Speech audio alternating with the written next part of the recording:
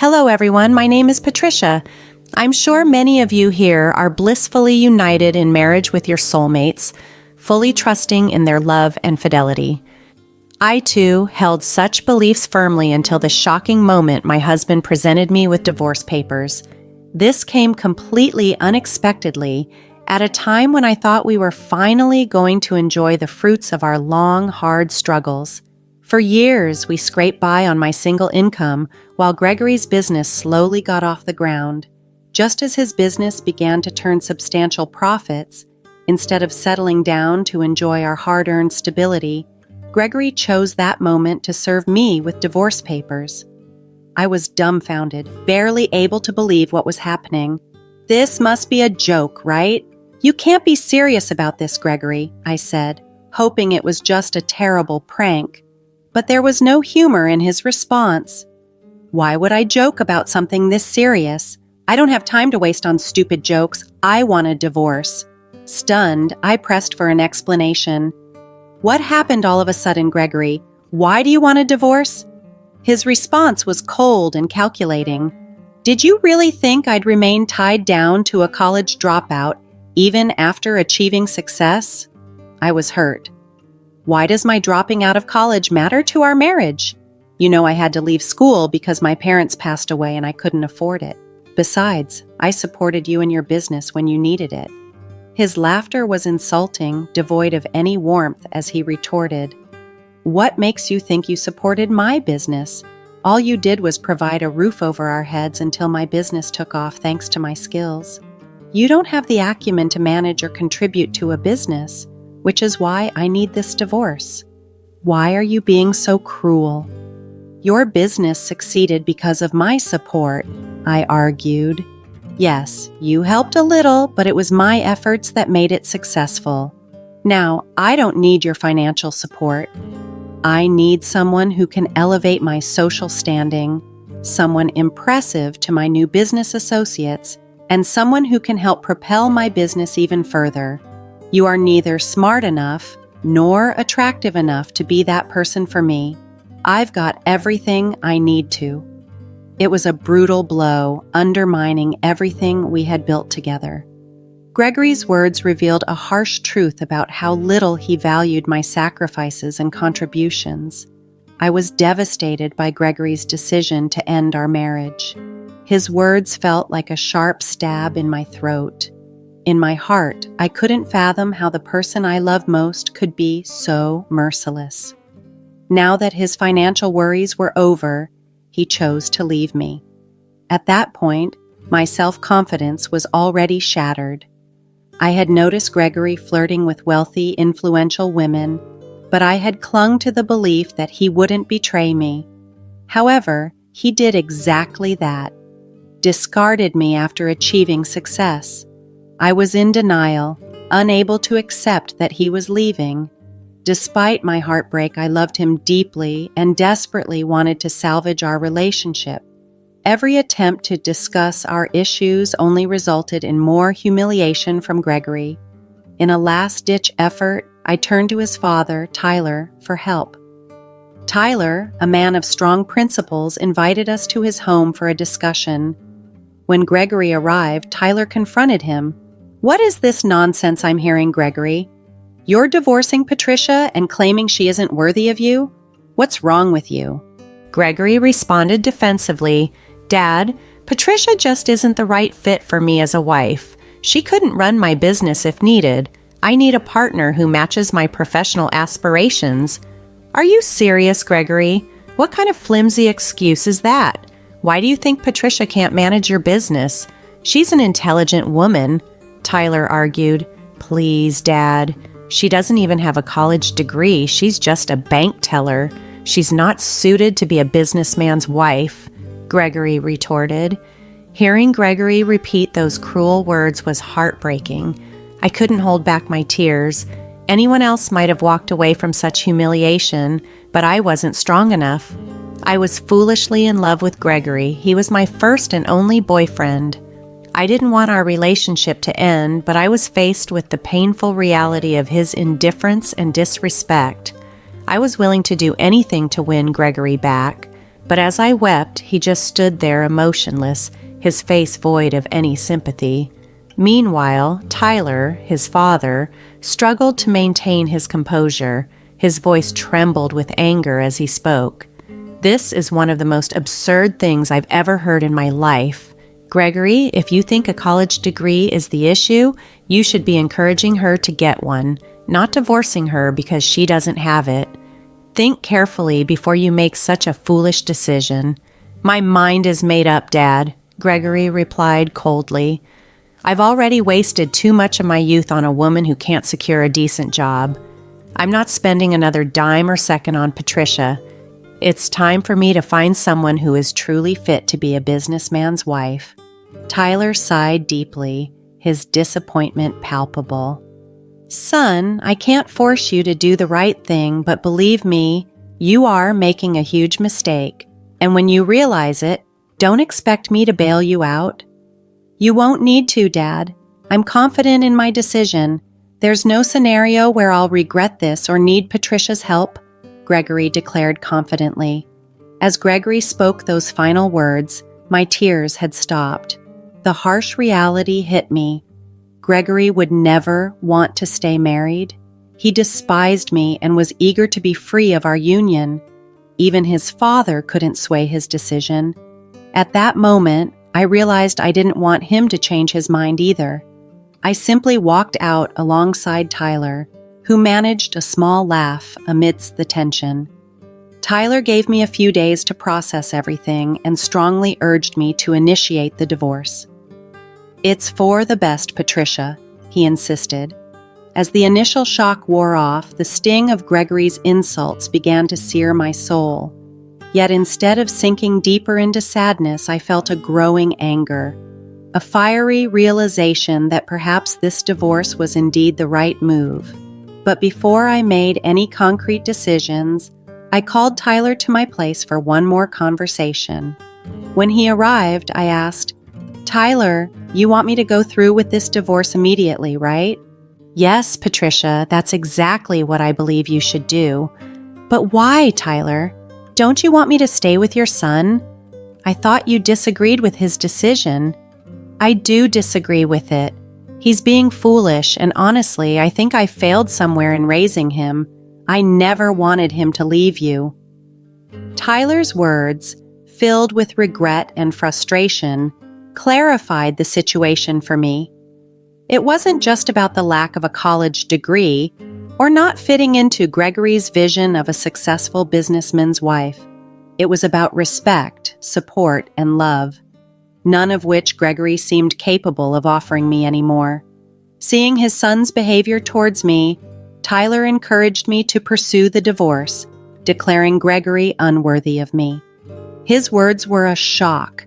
After years of feeling alone in the world, Tyler's support was like finding a guardian. It dawned on me that Tyler not only cared deeply but considered me like his daughter. His belief in me was overwhelming, bringing tears to my eyes. "Tyler, do you mean that? Do you not see me as a failure like your son does?" I asked, my voice choked with emotion. "Patricia, my son is acting foolishly. You are one of the most intelligent women I know. You are like a daughter to me, and that's why I want you to move on from my foolish son and prove how wrong he is," Tyler reassured me. I never envisioned my marriage ending in divorce. I had given Gregory my whole heart, but he failed to cherish it. Tyler's words resonated deeply. "Patricia, you shouldn't stay where you're not appreciated. You have more dignity than that. You can do far better than my son. Don't hold yourself back by opposing this divorce. There are better opportunities out there for you." After Tyler left, I reflected deeply on his advice. I realized I no longer wanted to be in a place where I wasn't valued. Though the thought of divorce was intimidating, it became clear that it was necessary. Another compelling reason for my decision was discovering that Gregory was already openly dating potential new partners, blatantly betraying our vows. Determined, I called Gregory and proposed a mutual divorce. On the day the divorce was finalized, Tyler stood by my side, his presence unnerving Gregory. After signing, Gregory couldn't resist a parting shot. "I'm glad you came to your senses and didn't contest the divorce. It would have been a waste of money. Not that you have much anyway." "You don't need to worry about my finances, Gregory. Worry about your own," I retorted. "I have a stable job, while your business faces uncertainties." "Oh, Patricia, don't stress your pretty little head about my business. I have the smarts to handle it, unlike you. Just worry about your finances." "Don't worry, Gregory, I am. Time will tell where we both end up. May your overconfidence not betray you," I replied, as I walked away from my old life with a new resolve. That day, as I left behind the life I once knew, I made a promise to myself to rebuild and flourish, free from the shadows of undervaluation and disrespect. After the divorce, I harbored thoughts of revenge, not out of spite, but as a declaration of my resilience. I wanted to prove to Gregory the magnitude of his mistake, but before I could, I had some personal milestones to achieve, starting with obtaining a college degree. You might wonder how I planned to afford college without any savings or alimony, especially since I had refused any financial support from Gregory. I didn't want his money, it felt tainted, and I couldn't bear the thought of owing him anything. Just when I felt stuck, Tyler stepped in unexpectedly. A few days before the divorce was finalized, he visited and discussed my future. "I see you're not taking alimony and not contesting the divorce," Tyler noted. "Yes, Tyler, I don't have the resources to engage in a prolonged court battle. It's simpler to just move on," I explained. "I respect your decision, Patricia. Still, you should have considered the alimony. Have you ever thought about going back to college?" he asked. I admitted, "I have, but I can't afford it. Maybe someday if I'm prepared to take on a huge loan." "Why take out a huge loan when you have me? Go ahead and apply to college. I'll cover your tuition," Tyler offered, his voice earnest. I was stunned by his generosity. This was a level of support I had never expected, not even from Gregory, who had the means but never the inclination to offer such help. Here was Tyler extending a life-changing opportunity to me. "Seriously, Tyler, you would do that for me? But why?" I managed to ask, my voice quivering with emotion. "I've been telling you for a while, Patricia. I see you as my daughter. I promised your father I would look after you, and I intend to keep that promise," Tyler explained. "I might not be as wealthy as my son, but I have enough to invest in your education." "But what about Gregory? He might not like this. He could see it as a betrayal," I said, worried about the potential fallout. "It wouldn't be as big a betrayal as he was. It's time he learned his lesson. Besides, this is my money, Patricia. He doesn't need to know or have a say in what I do with it," Tyler asserted with a firm nod. Empowered by Tyler's faith in me, I applied to college, fueled by a newfound determination to transform my life and one day show Gregory that he had underestimated me. This was not just about revenge. It was about reclaiming my life and my future. "Tyler, this is a lot to take in. I don't want you to have to sacrifice anything for me," I said, overwhelmed by his generosity. "It's no problem at all, Patricia. Think of it as an interest-free loan that you can pay back whenever you're able to. You have so much potential. Don't let it go to waste," Tyler reassured me. His offer was incredibly generous, a lifeline I desperately needed, but I was initially hesitant. My confidence had been shattered by Gregory's harsh dismissal, and the thought of potentially disappointing Tyler was daunting. As the divorce proceedings moved forward, I sought therapy and began to rebuild my self-esteem. I vowed not to let Tyler down and realized that accepting his help was not only a step towards my recovery, but also a testament to my resolve to improve myself. When the divorce was finalized, I decided to accept Tyler's offer, but with one condition. "Tyler, I accept your kindness, but I have one condition," I told him. "What is it, Patricia?" he asked, curious. I've promised myself to repay this money once I'm financially able. I'll accept your help on the condition that you agree to take the money back when I can return it." Tyler laughed softly. "Oh God, you know I would never have taken the money back. You know me too well, Patricia. While I hate taking money from you and consider this a gift if it eases your mind, I promise I won't turn it down." "Thank you, Tyler. I don't know how else to express my gratitude," I said, feeling a weight lifting off my shoulders. Years passed since my divorce from Gregory. He quickly moved on and married a so-called trophy wife within 2 years. His rapid replacement stung, but I was bolstered by Tyler's unwavering support. Tyler even boycotted the wedding, and surprisingly, so did many family members. Gregory was somewhat irritated by their absence, but he was too caught up in his new life to grasp the full extent of the rift he'd created. He knew Tyler stayed in contact with me, but was oblivious to the details of my life. To him, I was a chapter firmly closed, insignificant, and not worth considering. Despite the pain, my life flourished post-divorce. I completed my college degree in finance, leveraging my academic achievements and previous work experience to secure a managerial position at a prestigious bank. The job came with a respectable salary and was a vindication of my capabilities. Living well truly is the best revenge. My life reached new heights after leaving Gregory, proving that success and personal fulfillment could be the ultimate payback for the heartache he caused. My journey was a testament to resilience, empowerment, and the unexpected support that sometimes comes just when you need it most. Over time, I was able to repay Tyler for the college fund he set up for me. It took a while, but I kept my promise to myself and him. While my career and personal growth were on the rise, Gregory's life took a different trajectory. His business began to falter following a series of poor decisions and investments. To compound his problems, he extravagantly spent on a large wedding to flaunt his wealth, a financial move that proved imprudent as his business required more strategic financial management. Gregory was overly confident in his abilities as a businessman and took significant risks that ultimately backfired, draining his resources to maintain his lavish lifestyle. His company started to struggle significantly, and soon he was scrambling for capital to keep it afloat. Despite his efforts to secure loans, they were insufficient, and he found himself deep in debt with seemingly no way out.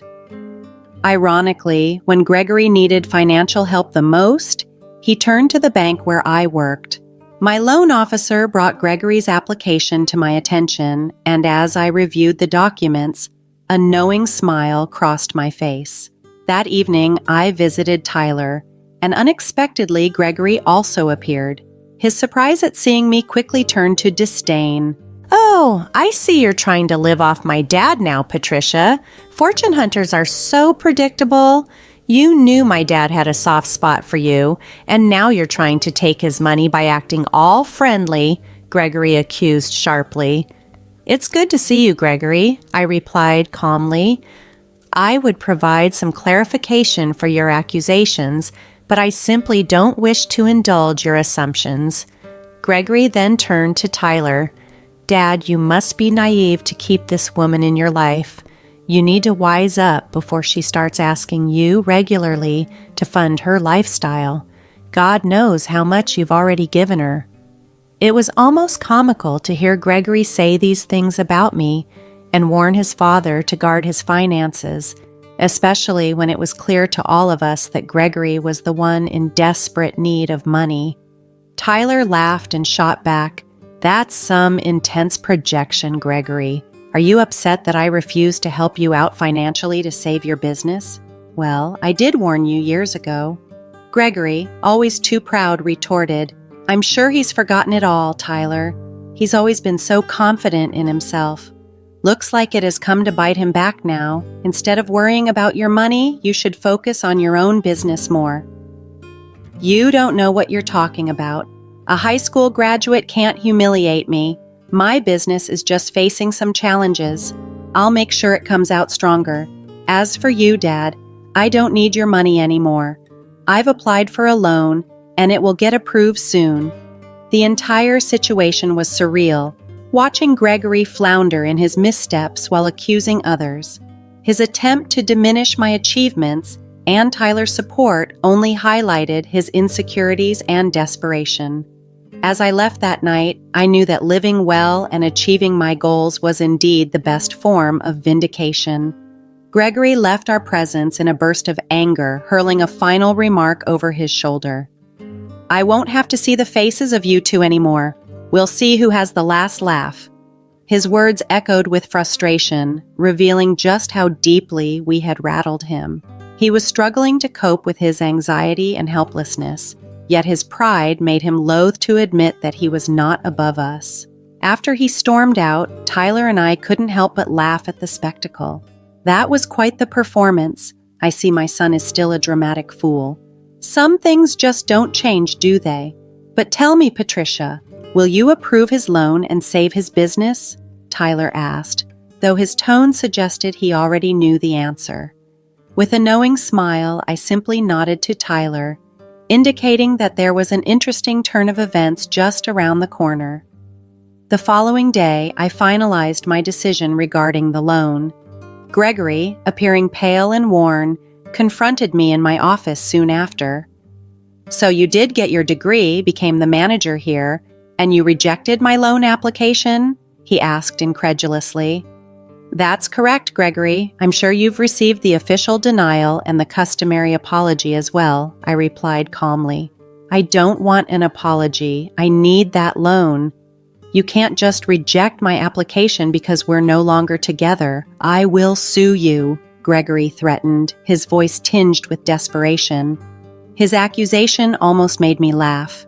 Gregory thought I would compromise my professionalism out of spite, but I had not ascended to my position by engaging in petty vendettas. Gregory, go ahead and sue if you feel you must, but do you honestly think I'd waste my time and effort to sabotage you personally? You mean nothing to me. I did what any professional in my position would do, I stated clearly. You rejected my loan on purpose. I have a significant business any bank would be eager to lend to me. You turned me down because I left you, he insisted, his voice rising with each word. Gregory, you must be particularly deluded to think so. Everyone knows your business is struggling. The fact that your credit score is one of the lowest we've encountered recently also influenced my decision. Even my loan officers were surprised you thought we would approve such a large loan under those circumstances, I explained, keeping my tone even. Gregory's face flushed with anger, and it was clear that my words had hit home. He was unable to accept that his business woes were a result of his mismanagement, not a personal vendetta from me. As he left my office, flustered and defeated, I felt a sense of closure. While I had no interest in his downfall, standing my ground as a professional was a form of vindication, affirming that I had truly moved on and was living my best life, free from the shadows of our past. Gregory's face bore a hint of desperation that grew more evident by the minute. Initially, he looked as though he was about to hurl another accusation my way, but he hesitated, his demeanor shifting to something more pleading. Look, whatever happened between us is in the past. You're in a position to help me now. Please just give me one chance.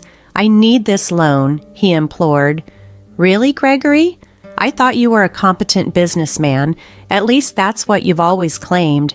How can one loan rejection make you so desperate? I asked, genuinely curious about his drastic change in attitude. There's no point in pretending anymore. You already know things are bad. Even Dad won't help me. This is my last shot, Gregory confessed, his voice filled with a mix of resignation and panic. Well, that's unfortunate, Gregory. Maybe you should have focused more on managing your business instead of maintaining a picture-perfect life. Perhaps your wife could help.